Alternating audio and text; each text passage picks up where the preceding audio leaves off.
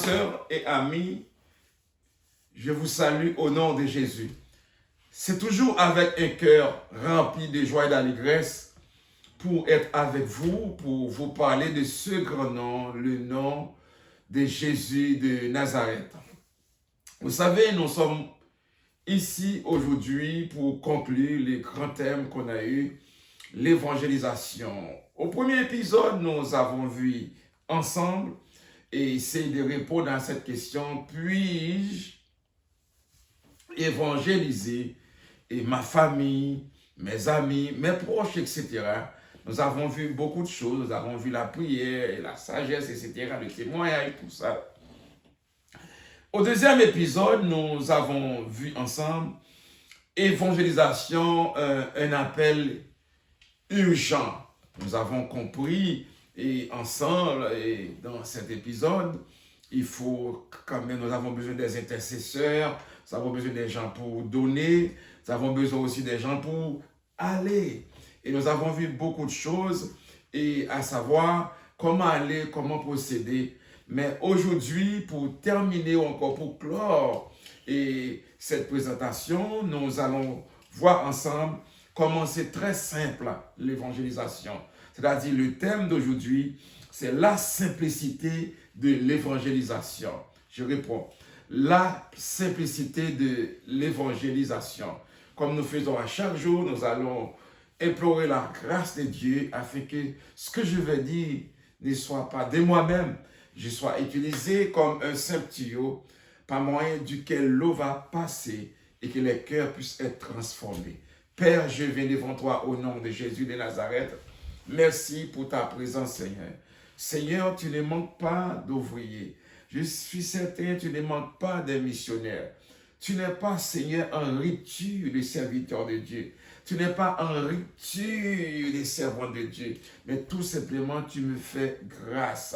Et de cette grâce, je te remercie. Je vais prendre la parole, Seigneur. J'invite ta présence afin que le cœur soit touché. Certainement, Seigneur, tu as l'habitude de m'utiliser. Mais une fois de plus, j'ai besoin de toi, Seigneur. Sans ton esprit, sans ta présence, Seigneur, tout ce que je peux dire, Seigneur, n'aura aucune valeur. Mais si ta présence est là, je ne fais que semer, Seigneur. Mais qui va faire croître, c'est toi. Père, avec chacun de nous, au nom de Jésus, je lève votre terme, Seigneur, mon éditeur Matthieu, évangéliste Matthieu Brutus. Je lève votre terme, Seigneur, chaque auditeur, chaque auditrice, chaque abonné, Seigneur, qui va écouter cette vidéo, que cette vidéo soit une bénédiction pour chacun de nous et pour moi-même également, et pour l'Église puissante de la parole qui délivre également, dont tu m'as établi, Seigneur. Pasteur, béni sois-tu, Père, au nom de Jésus. Amen. Nous allons rentrer rapidement dans le sujet, c'est la simplicité de l'évangélisation. Chers frères et sœurs, je vais être très très clair avec vous. La plupart des fois, nous compliquons les choses. Nous mettons des affaires qui n'ont pas de valeur. Avec la complication, cela empêche très souvent ceux qui ont soif du salut, ceux qui ont besoin du salut, des fois, on les empêche. Mais cet obstacle qui se présente, cet obstacle qui se présente sur notre chemin, très souvent, c'est l'ennemi, Satan le diable, parce que l'ennemi rend compliquer les choses. C'est la raison pour laquelle aujourd'hui, je vous dis, l'évangélisation, si on le fait à cœur, c'est quelque chose de très simple. Ce que Dieu a dit, ou Jésus a dit, c'est pas compliqué. Il a dit, allez faire de toutes les nations des disciples. Il ne nous a pas dit d'aller, de nous exposer. Il ne nous a pas dit d'aller exposer nos diplômes. J'ai rien contre, on s'en vient avec. Il ne nous a pas dit d'aller exposer nos moyens, nos profils, etc. Il nous dit d'aller. C'est tout ce qu'il nous demande, d'aller, chers frères et sœurs. Lorsque nous allons pour prêcher. La Bible dit, faites de toutes les nations des disciples. Matthieu 28, verset 19. Un texte que nous avons beaucoup lu. Et pourquoi on s'en va? Eh bien, c'est pour répandre l'évangile. Alors, pour répandre l'évangile, nous n'avons pas besoin de présenter notre confession de foi. Par exemple, je suis baptiste, je suis pentecôtiste, je suis méthodiste, je suis adventiste. Oui, on a une confession de foi, mais quelqu'un qui a soif de Jésus, quelqu'un qui a faim, qui a besoin de quoi à manger. Frères et sœurs, rentrons en nous-mêmes pour voir la réalité de l'évangélisation. C'est comme quelqu'un qui a soif, il veut boire de l'eau. Quelqu'un qui a faim, il veut manger. Quelqu'un qui est malade, il veut que quelqu'un le touche. Mais comment vous me dites, vous allez parler maintenant de baptiste? Comment vous me dites ça, vous allez parler de pentecôtiste maintenant? Tout ce qu'il a besoin, cette personne, c'est de lui parler de Jésus. Jésus doit être le centre de l'évangélisation. La bonne nouvelle du salut doit être le centre de notre évangélisation. Oui, nous sommes des théologiens. Oui, nous avons des doctrines. Oui, nous avons une confession de foi en quelque part. Mais un temps à chaque chose, s'il vous plaît. Si je dis bien, vous êtes parti en mission pour quelque chose, alors vous allez vous enseigner votre doctrine. Vous allez vous commencer à faire connaître ce que vous êtes en Afrique, ce que vous êtes en Haïti, ce que vous êtes au Canada. Wow, voilà, frères et sœurs. Parlons, l'évangélisation, c'est quelque chose de très simple. Quand ce que je dis très simple, c'est que Jésus-Christ lui-même, il est le centre de la prière. Il est le centre de nos nations. Il est le centre de tout ce qu'on dit. Il est le centre de tout ce qu'on va se faire dans l'évangélisation. Frères et sœurs, Jésus-Christ, la bonne nouvelle. Et tous ceux qui enseignent, tous ceux qui parlent de l'évangélisation doivent mettre le Seigneur Jésus au centre comme la bonne nouvelle, celui qui sauve, celui qui délivre. Et on ne va pas, on peut pas être aussi des vendeurs de miracles. On s'en vient avec ça. On n'est pas là pour présenter les miracles. On n'est pas là pour présenter les grandes prophéties. Chaque chose se fait en son temps. Pour l'évangélisation, c'est présenter le Jésus-Christ comme le roi de l'humanité. C'est présenter Jésus comme l'homme dont l'humanité a besoin. Frères et sœurs, Paul a présenté une simplicité dans Romains chapitre 1er, verset 16. Paul, vous connaissez, un homme qui a été formé au pied de Gamaliel, un homme qui tout le peuple d'Israël, les gens de Jérusalem fléchissaient ses genoux devant la connaissance de cet homme. Alors Paul n'a pas présenté tous ses éloquences. Paul n'a pas présenté, je dirais, sa capacité, ses diplômes, son argent, ses amis. Je vais où, je vais ici, je vais ça. Et c'est la raison pour laquelle on a compris que Paul a dit quelque chose qui nous attire aujourd'hui. Il a dit, je n'ai point honte de l'évangile de Christ. C'est la puissance de Dieu pour le salut de tous ceux qui croient, chers frères et sœurs. Si vous croyez en Jésus, vous avez la vie éternelle. Je me réfère à mon père dans la foi lorsque j'organise et je commençais à prêcher, à traverser la frontière. Mon père dans la foi m'a toujours enseigné quelque chose. Il m'a dit, Serge, lorsque vous arrivez là-bas, ne parlez pas de vous-même. Ne dites pas ce que vous êtes. Il faut chercher la présence du Seigneur tout d'abord. Et lorsque vous arrivez, dites ce que vous avez à dire. C'est parler. On vous donne un sujet, travaillez le sujet, présentez le sujet. On vous dit de parler de la foi, parlez de la foi. Ce que vous êtes, amen. Le Saint-Esprit va le témoigner déjà. Ce que vous êtes capable de faire, le Saint-Esprit va le témoigner déjà. Et je comprends cette parole-là avec Paul, dans la simplicité de l'évangélisation. Il a tout simplement dit, je n'ai point honte de l'évangile. C'est une puissance de Dieu pour le salut de quiconque croit. Que Dieu vous bénisse à comprendre cette parole. On n'a pas besoin d'être trop éloquent. On n'a pas besoin d'avoir de grands diplômes. Oui, certainement, on a besoin un peu. On verra ça ensemble à la fin de l'exposé. Mais mon fils évangéliste m'a toujours dit, quand je prépare un texte, je prépare un travail, ou je prépare une vidéo, ou je dois faire un live, des fois, quand j'écoute le live, je me sens mal à l'aise avec mes erreurs de français. Il faut que je le dise quand même. Et puis mon fils m'a toujours dit, papa, là, on prêche l'évangile, mais on n'est pas dans un concours de français. Alors, cela m'a beaucoup plu et puis m'a beaucoup touché. Et ça, cette parole de l'évangéliste m'a motivé. Et je dis, Seigneur, ceux qui parlent les anglais, ceux qui parlent français, ceux qui parlent toutes les langues, et là, il peut arriver des choses qui ne marchent pas. Mais que le message que tu me donnes, Seigneur, que le message puisse faire son chemin afin que les cœurs puissent être touchés au nom de Jésus de Nazareth. Chers frères et sœurs, la plupart des fois, le message d'évangélisation n'est pas nécessairement pour ceux qui connaissent jamais le Seigneur. Prenez ça en note, s'il vous plaît. Le message d'évangélisation n'est pas nécessairement pour ceux qui n'ont jamais entendu parler de Jésus. Mais la plupart des fois aussi, un évangéliste, un travail d'évangélisation consiste aussi à réformer les âmes. Et c'est pour ça que la Bible va nous dire dans 2 Corinthiens 5, 17, un verset que peut-être beaucoup de gens vous connaissez, si quelqu'un est en Christ, il est une nouvelle créature. Les choses anciennes sont passées. Voici toutes choses sont devenues nouvelles. Il y en a qui acceptent le Seigneur, mais qui sont encore dans les anciennes choses.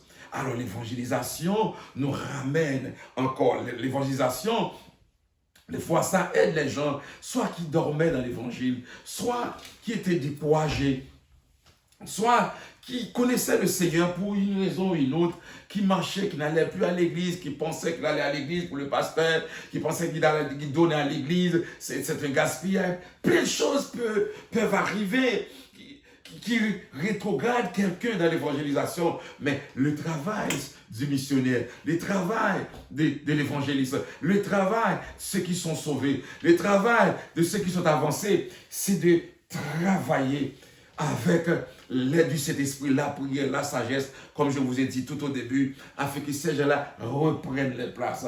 Chers frères et sœurs, nous ne pouvons rien faire par nous-mêmes, mais par le sang de Jésus versé à la croix, tous mes péchés ont été lavés. Vous ne pouvez rien faire, vous pouvez parler.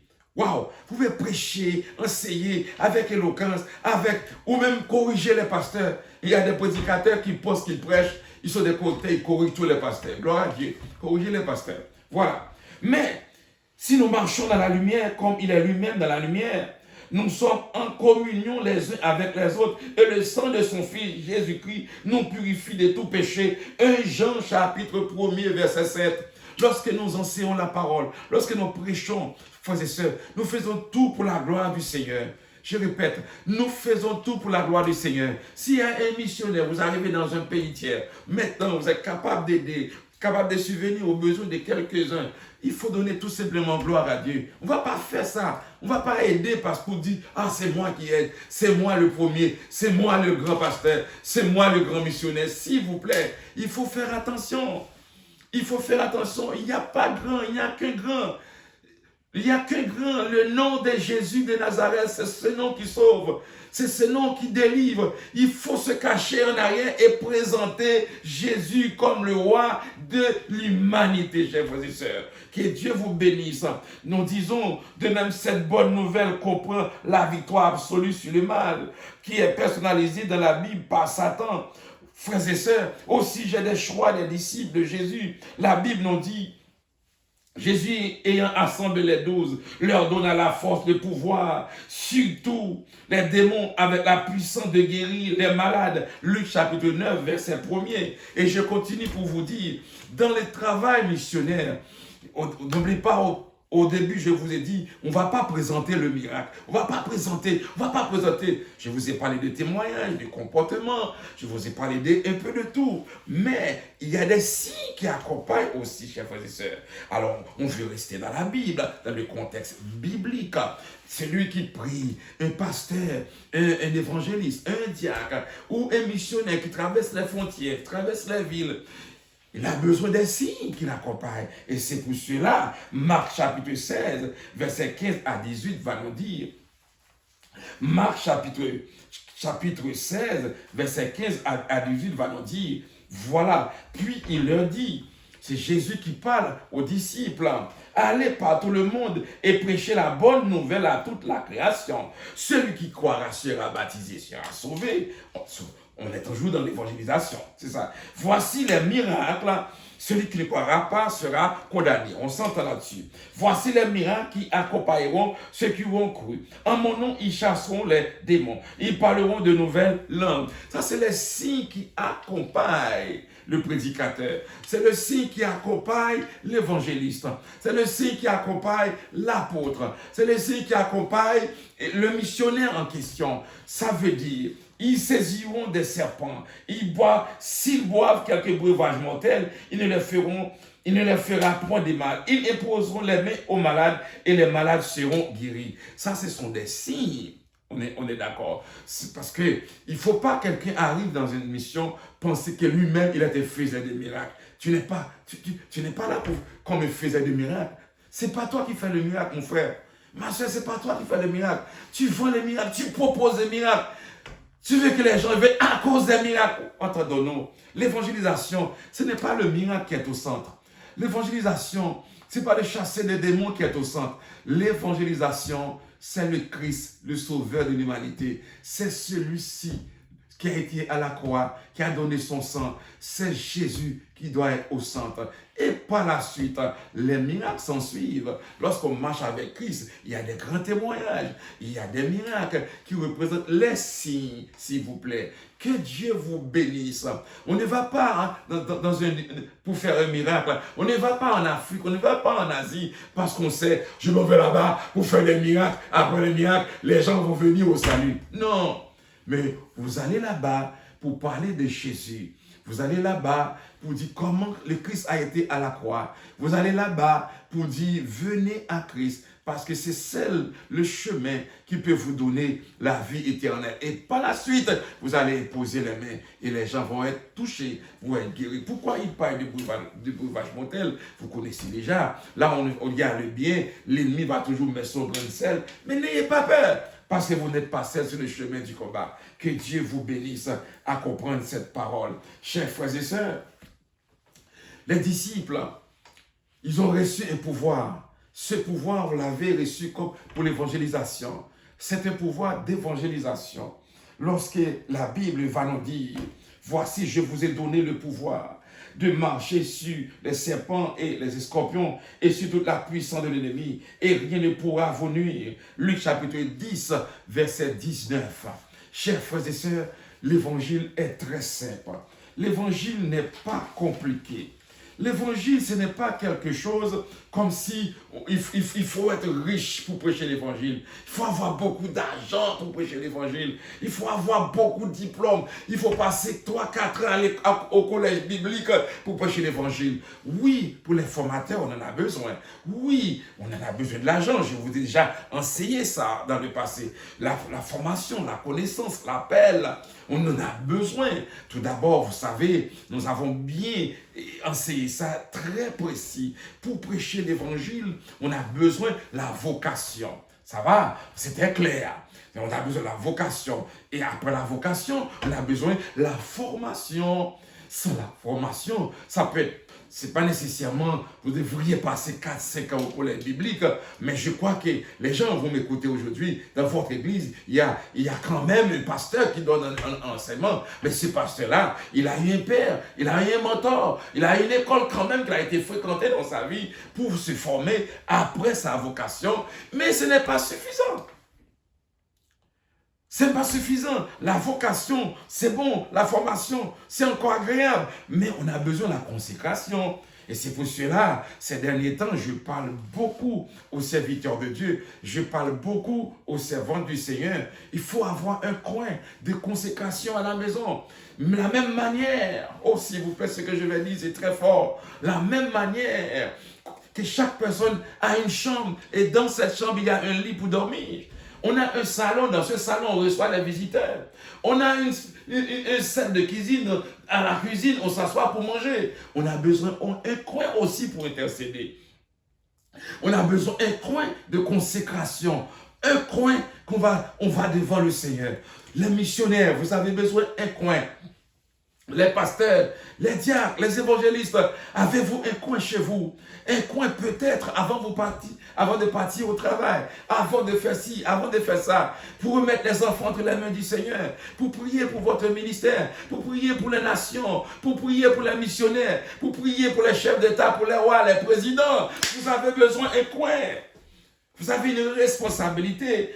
Alors, que Dieu vous bénisse, chers frères et sœurs. Jésus non seulement chargeait ses disciples d'aller partout et d'y répandre la bonne nouvelle, mais il devait aussi chercher à atteindre toute la création. C'est vrai, chers frères et sœurs.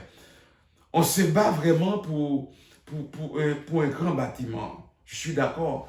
Moi aussi, je suis du nombre. Moi aussi, je suis du nombre. Comprenez-vous ça? Je suis dans le nombre aussi qui se bat pour un grand bâtiment. Et c'est de cette façon-là qu'on reconnaît un grand pasteur. Un grand pasteur, c'est celui qui a un grand bâtiment. Un grand pasteur, c'est celui qui a beaucoup de gens. Mais moi, je ne le vois pas comme ça bibliquement. Je l'avais dit la fois dernière. Je vois un homme qui a un cœur pour l'évangélisation. Un homme qui a un cœur pour le travail du Seigneur. Et surtout, il y a une erreur qu'on fait souvent. On voit le nombre de gens à l'église, mais on ne voit pas la ville.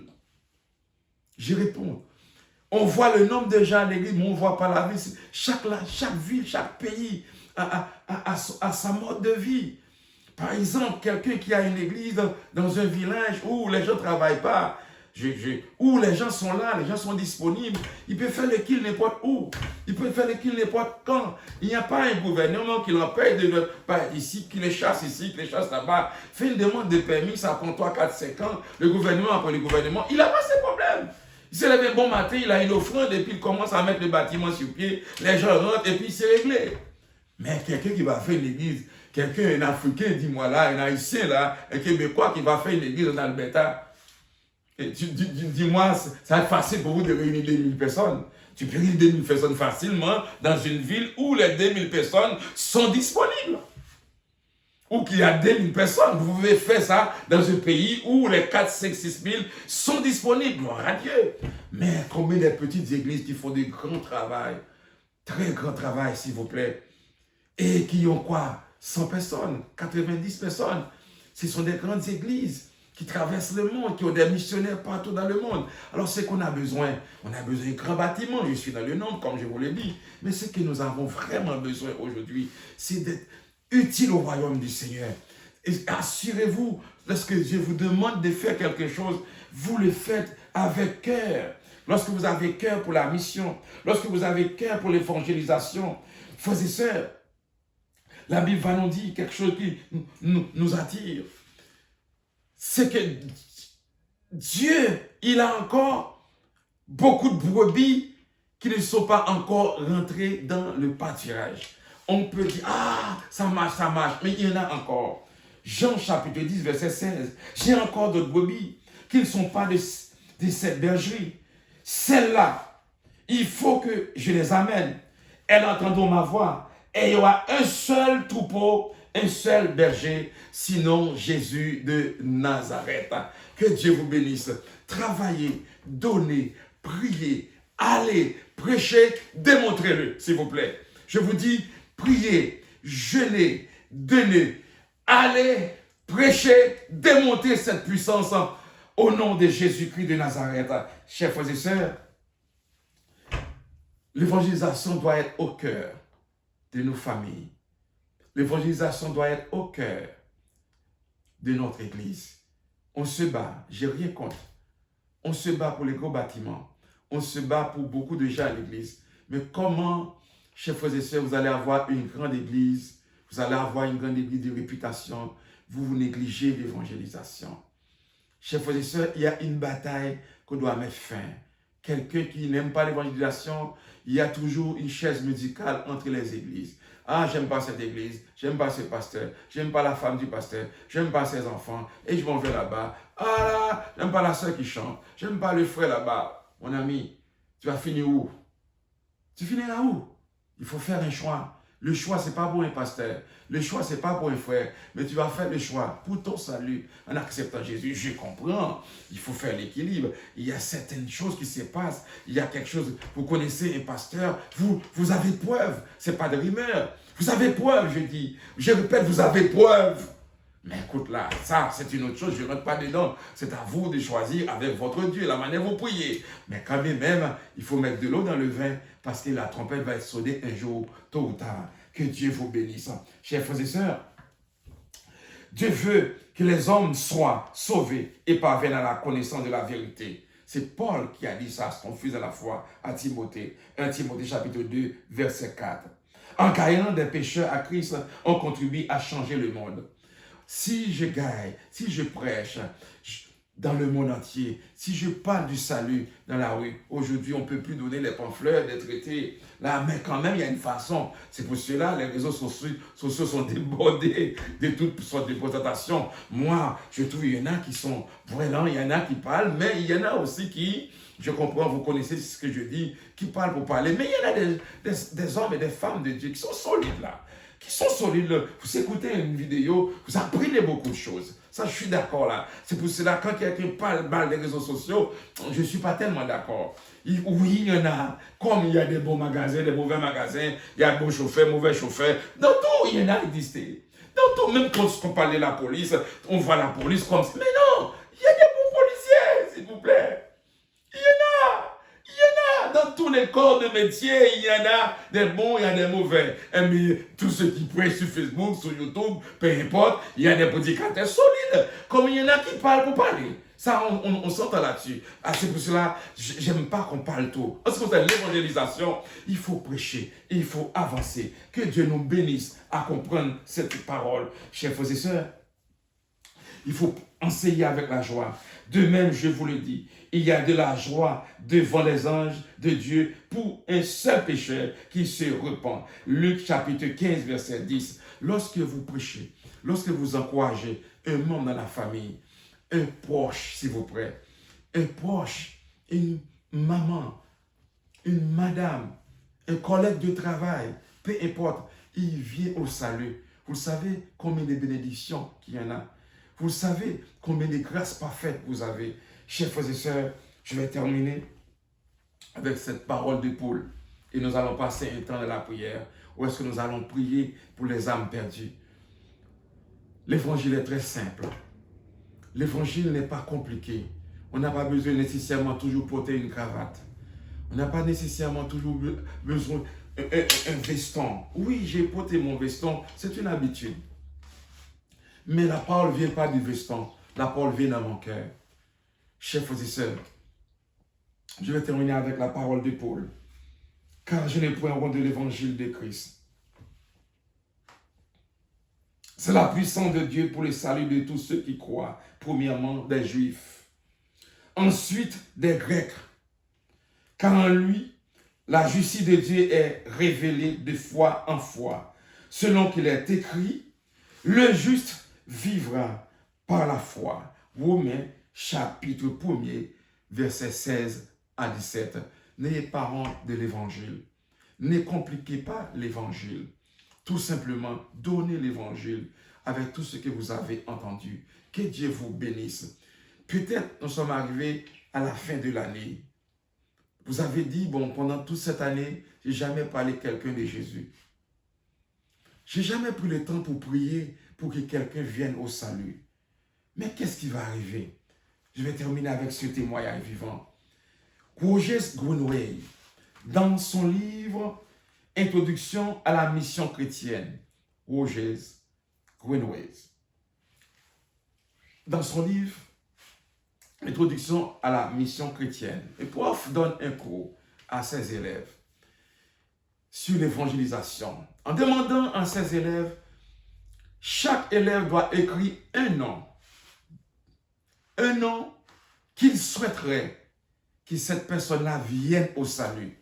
Il y a un étudiant qui a écrit le nom d'un acteur.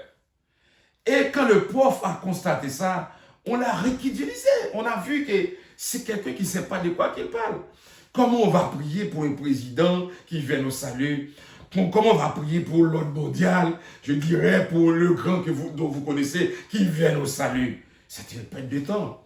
Mais ce qui a marqué le livre, ce qui a marqué le témoignage, c'est que l'étudiant a prié et 2 semaines après, l'acteur a accepté le Seigneur Jésus dans sa vie. Alors je dis à quelqu'un, il ne faut jamais arrêter de prier pour les autorités établies. Il ne faut jamais arrêter de prier pour ceux qui sont au-dessus de nous. Il ne faut jamais arrêter de prier pour dire, ah, lui, il est trop grand, il est trop puissant, je ne peux pas prier pour lui. Non, je fais appel à quelqu'un aujourd'hui. Il faut prier pour les chefs d'État. Il faut prier pour les rois. Il faut prier pour votre supérieur. Il faut prier pour les grands-parents, votre employeur. Peut-être c'est un homme qui boit beaucoup. Peut-être c'est un homme qui est frustré. Vous vous demandez comment cet homme-là va avoir le salut. Vous posez la question. Mais non, rien n'est impossible à Dieu. Tout ce que nous pouvons faire, c'est d'avoir un bon témoignage et de prier. C'est la raison pour laquelle, avant de partir, nous allons ensemble prier le Seigneur. Si vous avez votre patron, vous pouvez prier pour votre patron, pour un pays, pour n'importe qui. Prions le Seigneur. Allons-y avec moi dans ce temps de prière, au nom de Jésus-Christ de Nazareth. Seigneur, je vais devant toi maintenant. Nous avons prié, Seigneur, pour cette formation, l'évangélisation. Nous avons compris, Seigneur, des fois, Père, nous regardons la taille, la hauteur, le titre. Nous avons peur. Nous avons peur de prier pour les gens. Seigneur, nous levons entre tes mains, Seigneur. Seigneur, ceux qui nous dirigent, Seigneur, ceux qui nous dirigent, les maires de l'arrondissement. Maintenant, Seigneur, les noms sont si nombreux, je ne peux pas les citer. Je lève entre tes mains, Seigneur, notre gouvernement, Seigneur, provincial, monsieur, Seigneur, légaux, maintenant. Que tu touches son cœur, Père. Ça nous paraît bizarre de prier pour un grand comme cela, Seigneur. Oui, nous devons prier, c'est ce que tu dis à Timothée. Tu nous dis, Seigneur, de prier pour ceux qui sont élevés en dignité. Je lève entre tes mains les députés, les décideurs, ceux qui nous dirigent, ceux qui nous gouvernent, Seigneur. Que tu les touches d'une manière spéciale au nom de Jésus. Donne la santé, Seigneur. Touche leur cœur à la repentance du salut. Seigneur, il n'y a pas que les chrétiens, il n'y a pas que nous les pasteurs, il n'y a pas que les diacres, les évangélistes, les apôtres, les prophètes qui ont besoin du salut, Seigneur. Tu as été pour les grands également, Seigneur. Je les montre tellement, Seigneur, notre premier ministre du Canada, M. Justin Trudeau, toute son équipe, Père, touche les Seigneur la santé qu'on a besoin pour ces hommes et des femmes, Seigneur, qui sont célèbres, qui dirigent, qui gouvernent, qui prennent des décisions pour tout un pays, Seigneur, les sénateurs, les députés, les ministres, les directeurs généraux, les hauts fonctionnaires de ce grand pays, Seigneur, qui soient touchés à la connaissance de la parole de Dieu, Seigneur. Je prie ce matin, ma prière est dans une petite pièce, Seigneur, ma prière est dans un petit coin, un petit studio, Seigneur, qui n'est pas organisé, qui n'a pas de grandes choses pour attirer les regards, mais Seigneur, toi, tu attires les regards. Je lève votre terme ce pays, je vais devant toi, Seigneur, avec le gouvernement des États-Unis. Seigneur, il va avoir bientôt les élections dans ce pays. Tu sais qui tu dois choisir, Seigneur, pour diriger cette grande nation. Manifeste ta gloire, Père, au nom de Jésus, qu'il parvienne à la connaissance du salut, au nom de Jésus de Nazareth. Seigneur, je lève votre terme, Seigneur, mon pays, le président Jovenel Moïse, Seigneur, demandant pourquoi tu dois prier pour cet homme. Oui, je prie, Seigneur, parce que ton sang a été coulé pour lui aussi, Seigneur. Ton sang a été coulé pour ces ministres, pour ceux qui sont dans la rue, les manifestants, ceux qu'on appelle les militants. Seigneur, ton sang a été coulé. C'est pour cela que je prie pour les décideurs de ce pays, qu'ils parviennent au salut, quand ils connaissent ta parole, ils auront la crainte de ton nom, Seigneur. Le pays va débloquer. Si notre pays est éloigné de ta présence, Seigneur, c'est parce que le pays est bloqué. Quand les gens connaissent ta parole, ils savent, Seigneur. Je prie pour ce pays, je prie pour ce pays, je prie pour Haïti, je prie pour le Canada, je prie, Seigneur, pour les États-Unis, je rentre en Europe, je prie pour les pays décideurs, les grandes puissances qu'on les appelle. Seigneur, je sais qu'il y a une grande puissance, c'est toi, et c'est pour cela que j'évoque ton nom ce matin, j'évoque ton nom cet après-midi, j'évoque ton nom ce soir, au nom de Jésus-Christ de Nazareth, et que ton nom seul soit glorifié et élevé. Seigneur, je viens avec nos pays ancêtres d'Afrique. À chaque fois qu'il y a des élections dans certains de ces pays, Seigneur, il y a toujours le sang qui coule. C'est pour cela que quand il y a des élections, les gens ont peur. Les gens ne dorment pas la nuit. Il y en a beaucoup, Seigneur, qui auront des élections de cette année ou l'année prochaine, Père. Je lève dans tes mains. Pourquoi le sang coule quand il y a les élections? C'est parce qu'il y a un démon en arrière de ça. Pourquoi le sang coule, Seigneur? Pourquoi le sang coule? Pourquoi le sang coule? Parce qu'il y a un démon qui boit le sang qui compte que le sang coule. Je lève votre tes mains, c'est les dirigeants. Seigneur, parce qu'ils sachent, afin qu'ils sachent, après le pouvoir, qu'il y aura un lieu de rendez-vous, la vie ou la mort éternelle. Seigneur, fais grâce. Je prie, Seigneur, pour les décideurs. Je prie pour les hommes de Dieu qui souffrent aujourd'hui. Les hommes de Dieu, Seigneur. Je prie pour les pasteurs, mes collègues.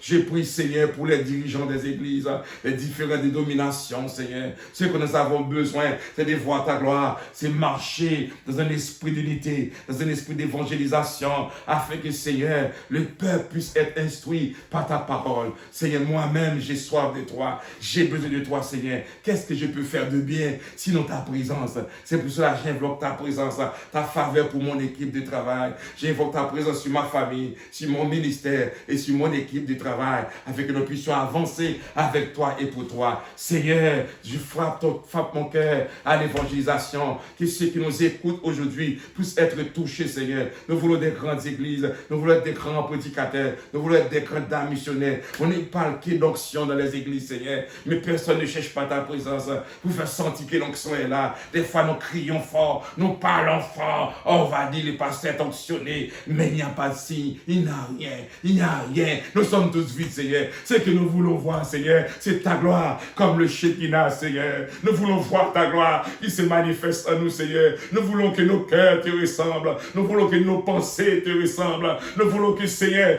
ta main soit avec nous au nom de Jésus de Nazareth, afin que nous faisons une différence. Nous faisons une différence. Nos jeunes sont à l'université, nos jeunes sont au travail. Seigneur, le temps est capote, le temps est quasiment fini, Seigneur. Nous avons besoin des représentants de l'évangélisation à l'église, à l'université, au travail, dans le parlement, tout partout, Seigneur. C'est pour cela qu'aujourd'hui, je prie au nom de Jésus de Nazareth. Il y a une chaîne qui bloque les pasteurs, il y a une chaîne qui bloque les hommes de Dieu, il y a une chaîne qui casse, il y a une chaîne qui doit être cassée, il y a une chaîne qui doit casser. Au nom de Jésus de Nazareth, Seigneur, fais grâce. Je prie, Seigneur, je prie pour tous ceux qui travaillent dans le ministère, je prie pour tous ceux qui donnent, je prie, Seigneur, pour tous ceux qui prient, je prie pour ceux qui contribuent, Seigneur, à l'œuvre d'évangélisation, qu'ils ne soient pas découragés, qu'on soit avancé par la foi, parce que tant aussi longtemps la trompette ne sonne pas, tant aussi longtemps nous sommes sur la terre, tant aussi longtemps l'église est sur la terre, nous devrions encore parler de l'évangélisation. Seigneur, lorsque un jour l'église va être enlevée, ce temps-là, le Saint-Esprit ne sera plus. Ce temps-là, l'église, l'épouse de Jésus-Christ, ne sera plus. Il n'y aura plus d'évangélisation, car nous-mêmes, nous serons déjà enlevés là lorsque l'Antéchrist va arriver. Seigneur, manifeste ta gloire. Je prie aujourd'hui pour ceux qui ne connaissent pas le Seigneur Jésus. Je prie les membres de notre église qui ont des familles de loin, les enfants qui sont dans la rue, ceux qui sont partout, Seigneur, les mamans qui pleurent, les papas qui pleurent. Je prie, Seigneur, de nous donner la force d'évangélisation. Et je fais cette prière. Je pourrais rester longtemps, mais je fais cette prière pour les nations, pour ceux qui souffrent. Je fais cette prière, ceux qui sont malades, ceux qui sont abattus, ceux qui sont désespérés, car tu es le réparateur des brèches, le consolateur des affligés. M'briller, Seigneur, pas parce que je sois meilleur, m'briller, Seigneur, pas parce que m'dévoquer tout l'autre monde qui prie.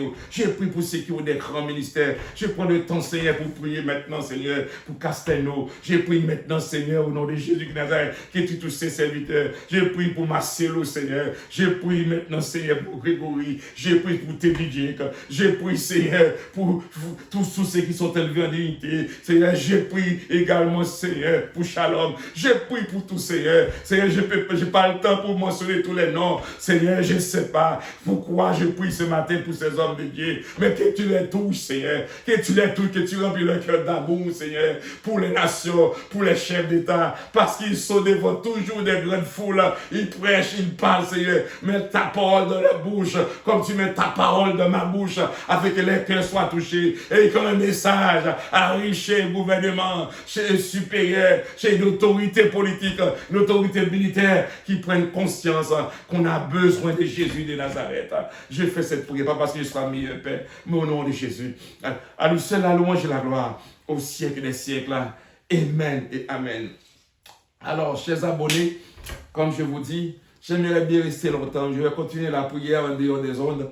Mais pour l'instant, je dois vous laisser parce que je dépasse déjà mon temps. Que Dieu vous bénisse.